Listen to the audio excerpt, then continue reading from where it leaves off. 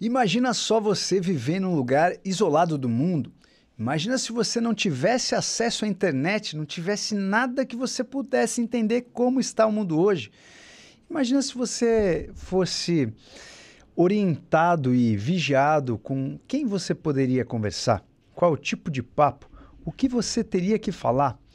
Pois é, senhores, existem pessoas que hoje, atualmente, ainda vivem nessa situação. Quando nós estudamos, por exemplo, a síndrome do burnout, um conjunto de sintomas daquelas pessoas que estão em exaustão máxima e perdem a sua produtividade, um fator é muito importante, muito interessante para que a gente entenda o que vai precipitar esse burnout. Uma das coisas que podem colocar a pessoa em risco para ter essa exaustão, esse excesso de estresse, chama-se falta de autonomia na rotina. A falta de autonomia na sua rotina, no seu trabalho, pelo seu patrão ou pela sua empresa. Se você for um empresário, muitas vezes você tem falta também de autonomia da sua rotina por tantas coisas que você tem que fazer. Independente qual seja o motivo, se você não tiver autonomia na sua rotina, muitas vezes você tem um fator de risco gigantesco para entrar na síndrome do burnout, para você deixar a sua produtividade cair, a sua amígdala ficar hiperativa, o seu hipocampo não decorar mais nada, você ficar com cortisol extremamente aumentado de forma crônica e pagar o preço pelo seu estresse. Isso a gente sabe muito que acontece com muitos trabalhadores e muitos médicos profissionais da área da saúde e empresários. O burnout não é o tópico do nosso vídeo, mas imagina você ter a falta de autonomia não no seu trabalho, mas se você tivesse a falta de autonomia na sua vida, se você tivesse a falta de autonomia nas regras do seu país. Pois é, senhores, o que vamos falar nesse vídeo é justamente sobre o transtorno mental, o risco de transtorno mental nas pessoas que moram na Coreia do Norte, um dos países mais fechados para o mundo. Se você gosta desse tipo de vídeo, não deixe de estar aqui com a gente e assine aqui, se inscreva no nosso canal. Vamos começar a nossa reflexão, porque o que eu trago para vocês hoje não é simplesmente blá blá blá da minha cabeça. Saiu num artigo no JAMA, bem interessante esse artigo, de 19 de outubro de 2022. Um artigo bem bacana e eu vou aprofundar nesse artigo em algumas reflexões para nós aqui hoje. Esse artigo justamente comparou o risco de você ter alguma doença mental se você morasse na Coreia do Norte e conseguisse fugir, obviamente, porque as pessoas que moram lá, elas não têm nenhum acesso à informação, a gente não consegue saber como eles estão. E como é que seria o risco dessas pessoas terem doenças mentais, as pessoas que fugiram, versus as pessoas que moram na Coreia do Sul? Em 2019, eu estive na Coreia do Sul.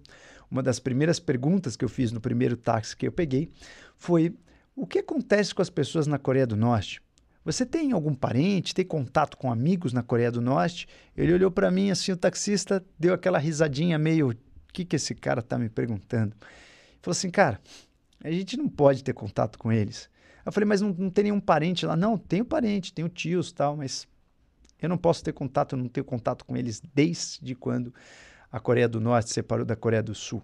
Para refrescar os nossos livros, a Coreia do Norte separou da Coreia do Sul após a Segunda Guerra Mundial. Super recente, praticamente ontem, quando a gente fala na nossa biologia, né? Foi basicamente ontem.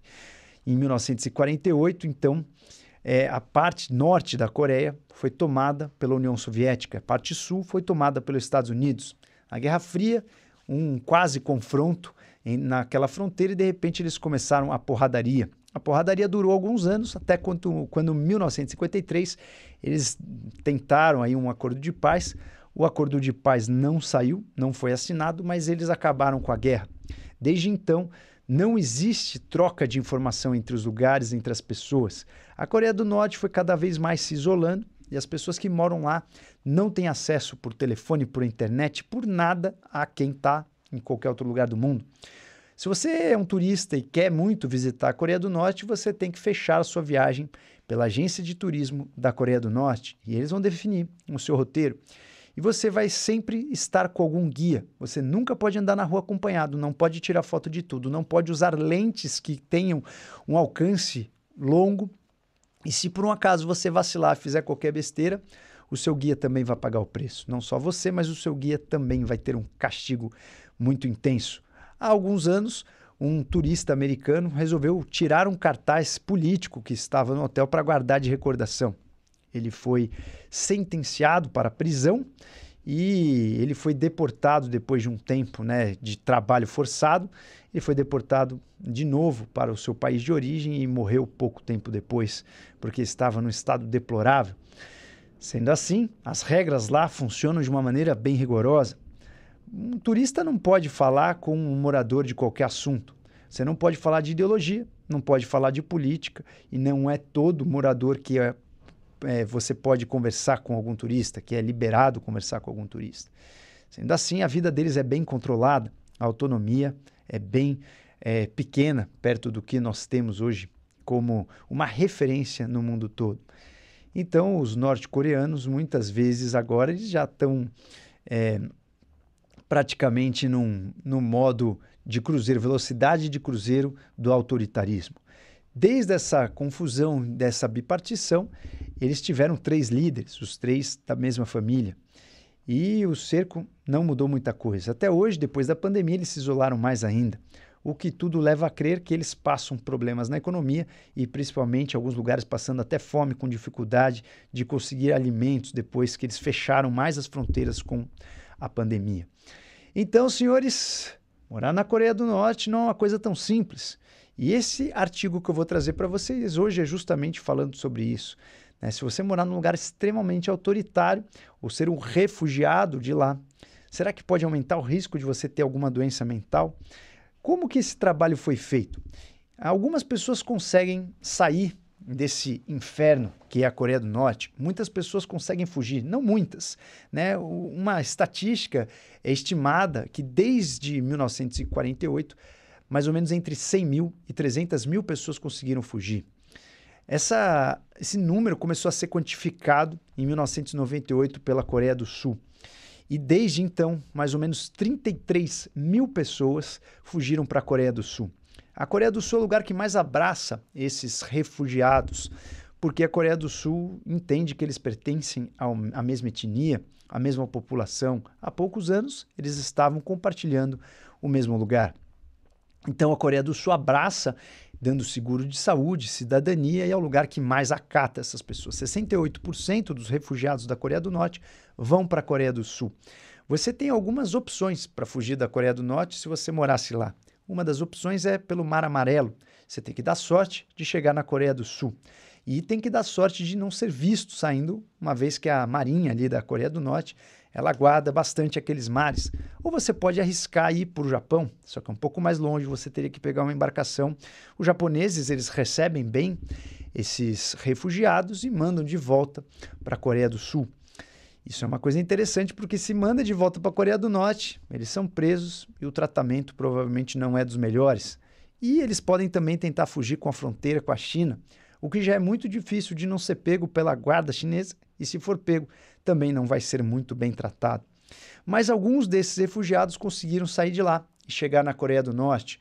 Então, esse artigo que eu trago para vocês hoje é muito interessante, que das 25 milhões de pessoas que moram da Coreia do Norte, esses 33 mil refugiados que foram para a Coreia do Sul foram estudados, participaram desse estudo. Esse estudo fez o seguinte: pegaram os registros das pessoas, fala assim, vamos tentar entender se as pessoas que vieram da Coreia do Norte têm mais riscos de ter transtornos mentais do que as pessoas que sempre viveram aqui na Coreia do Sul. Como eles fizeram? Então, desde 2007 até 2019, esse estudo investigou aí o que aconteceu com as pessoas nesse período. Para se encaixar nesse estudo, era necessário que depois do registro dessa pessoa, ela tivesse que estar 3 anos sem nenhum diagnóstico de doença mental, seja no ambulatório, seja em internação hospitalar. Isso válido para os 2 grupos. Então, eles conseguiram pegar aí pessoas para esses 2 grupos. Obviamente, muito mais gente estava no grupo da Coreia do Sul e poucas pessoas acabaram sendo os refugiados da Coreia do Norte. Então, pegando o número, para vocês que gostam dos números exatos, então foram incluídas nesse estudo 22.616 pessoas que vieram da Coreia do Norte e mais ou menos 90.235 pessoas que vieram da Coreia do Sul. Então, 80% dos estudados eram da Coreia do Sul. O que será que aconteceu com esse estudo? Será que as pessoas que vieram da Coreia do Norte não tinham doenças mentais por 3 anos? Será que elas tinham uma maior incidência, maior risco de ter alguma doença mental, mais do que os sul-coreanos? Então, vamos aos resultados desse estudo para a gente tentar refletir algumas questões aqui. Primeiramente, esse estudo pegou várias doenças mentais baseado nos diagnósticos. Então, eles pegaram os prontuários, quem tinha diagnóstico ou de ambulatório ou de internação de algumas doenças mentais, como transtorno de estresse pós-traumático, depressão maior, ansiedade e pânico, bipolaridade, esquizofrenia, abuso de álcool e outras substâncias. Quem tinha esse diagnóstico, depois de 3 anos que o estudo começou, entrou nesse estudo como alguém que desenvolveu essa doença mental. Será que as pessoas que viviam na Coreia do Sul desenvolveram tantas doenças mentais quanto os refugiados da Coreia do Norte?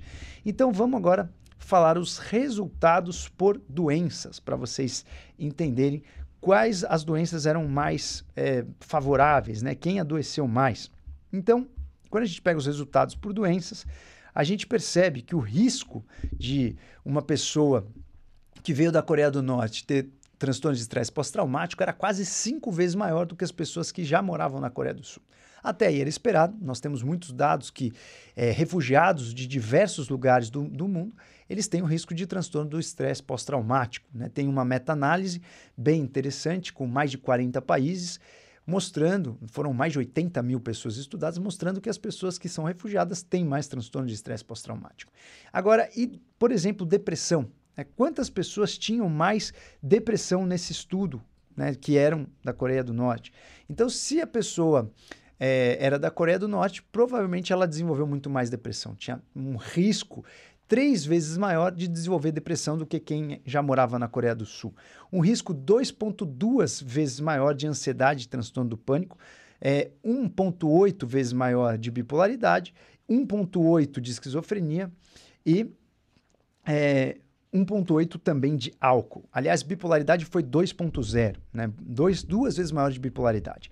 Ou seja, senhores, para todas essas doenças mentais, quem veio da Coreia do Norte tinha uma chance muito maior de desenvolver, em média de 2 a 3 vezes maior de desenvolver uma doença mental. Então, se você por um acaso passou uma parte da sua vida nesse autoritarismo, sem controlar a sua vida, você não ter acesso a tudo que você poderia fazer, falar com as pessoas que você podia confraternizar, provavelmente você vai ter muito mais chance de ter um transtorno mental, e é isso que a gente endossou nessa análise, isso que essa análise trouxe para a gente. Esse estudo foi um estudo muito bacana, que é muito difícil a gente ter acesso a esses dados, muito difícil a gente ter acesso a essa população, uma vez que realmente a Coreia do Norte é um dos países mais fechados do mundo, a gente não tem acesso a nada.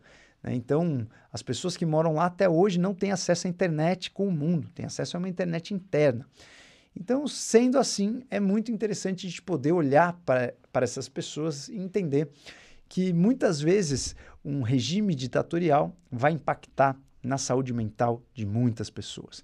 A sua liberdade no regime, no país, a sua confiança no país, você poder agir de uma forma que você sabe que você não vai ter retaliação, você não vai ser castigado, você vai ter uma saúde mental muito mais estável, você vai ter a sua amígdala talvez menos ativa, você vai ter menos estresse, você vai ter menos cortisol. Isso faz com que você também tenha a sua saúde mental mais em dia. Vide que as pessoas que estão na Coreia do Norte têm as possibilidades de fugir pelos mares ou pela fronteira com a China, ou se a pessoa é um atleta exímio, muitas vezes pode participar de uma seleção em uma das viagens, por exemplo, às Olimpíadas, não voltar mais. Até porque se voltar e não tiver um resultado bem sucedido na competição, muitos deles são castigados de alguma maneira. Ou são castigados de uma maneira pública, são motivos de chacota, ou realmente são castigados em termos de trabalho mesmo. Então essas pessoas que saem do país para jogar em algum lugar, muitas vezes não voltam. Então é uma maneira delas fugirem. Então, alguns aspectos importantes para a gente ressaltar desse estudo, algumas limitações. O ponto forte desse estudo é que justamente é difícil pra caramba de ter acesso a essas informações. O que acontece hoje, essa atrocidade lastimável na Coreia do Norte, é um verdadeiro experimento humano. né? São pessoas que são mantidas de uma maneira completamente diferente do que nós temos hoje, acesso à modernidade, acesso a todo mundo entender o que está acontecendo no vizinho, todo mundo entender quais são as novas descobertas do mundo, e lá é como se fosse um experimento. Tudo fechado, aquela população começou a ficar alienada do que acontece no mundo há muitos anos. O aspecto negativo desse trabalho é que eles excluíram pessoas que morreram nesse período, de 2007 até 2019, quem morreu foi excluído. Então, a gente não sabe, por exemplo, taxas de suicídio. Isso é um dado que a gente não tem. Uma outra questão é que a gente não sabe também a ocupação dessas pessoas. A etnia é muito parecida, os costumes eram parecidos há alguns anos, né? O clima onde essas pessoas viviam eram parecidos, mas a gente não sabe, por exemplo, o status social. Um refugiado muitas vezes tem um status social pior, ele está numa posição que ele começa a vida do zero, ele muitas vezes não tem apoio familiar, então, em geral, isso já poderia contribuir com um transtorno mental e não necessariamente tudo que ele passou na Coreia. Mas, obviamente, a gente sabe o que ele passou e a gente faz algumas associações, mas, de certa forma científica, isso não estaria certo. Então, a gente também tem que excluir alguns vieses, né? Não foi um trabalho livre de vieses, mas foi um trabalho muito interessante para que a gente possa refletir, uma vez que em muitos lugares do mundo a gente ainda pode brindar a democracia, né? Uma vez, uma frase muito interessante que, se alguma pessoa que odeia a democracia for incitada a se mudar para um país onde existe um governo ditador, muitas vezes essa pessoa vai desconversar e vai preferir mudar de assunto. Então, sendo assim, senhores, a Coreia do Norte é um laboratório humano que nós temos aqui hoje, e esse artigo é um artigo muito reflexivo, muito interessante para a gente entender que a nossa saúde mental muitas vezes não depende só de nós, depende do meio externo também, depende do contexto que a gente vive, depende da alimentação, depende dos estímulos, depende da nossa autonomia. Assim vale para a empresa, assim vale para a síndrome do burnout e assim vale também para aonde você mora. Ter confiança que as regras valem e que são regras justas e morais é muito importante para que a gente tenha uma saúde mental.